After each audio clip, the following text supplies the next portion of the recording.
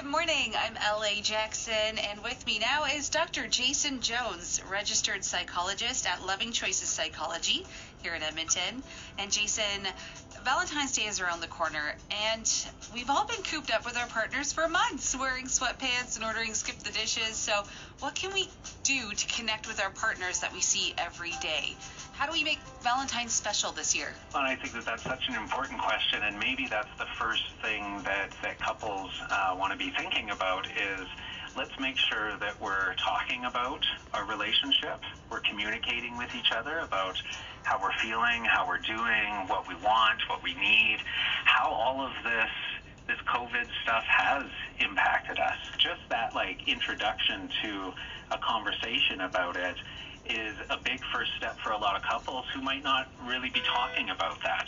Once we can establish a conversation, then we're able to think for ourselves, okay, what do I actually want here? What would be helpful for me? What am I looking for? And then can I communicate that with my partner?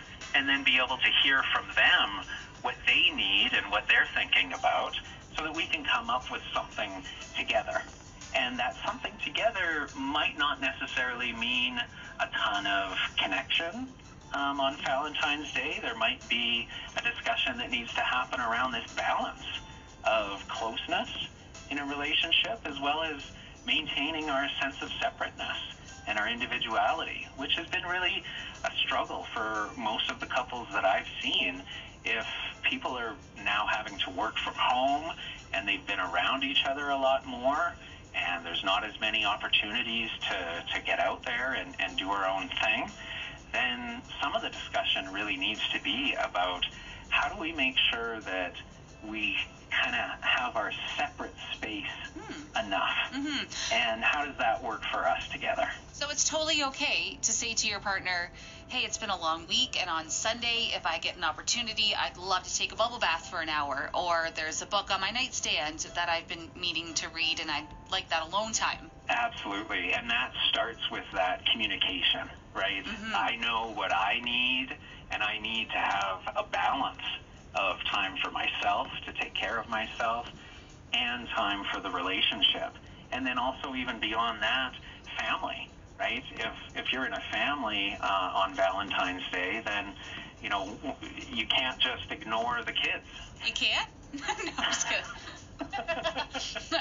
Well, you can try. They might not respond the way that we hope, but then being able to have time and space for each one of those elements.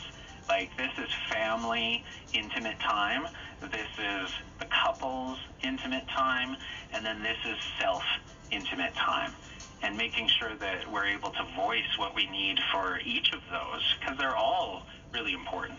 I guess even if it's just from one room to another, distance makes the heart grow fonder, as they say. Well, we've all really been conditioned from society to believe that to become one, soulmates, we should want to be around each other all the time. And that's not really how it works. We do need a balance. So this year, make sure that you are your own Valentine as well as your partner's Valentine.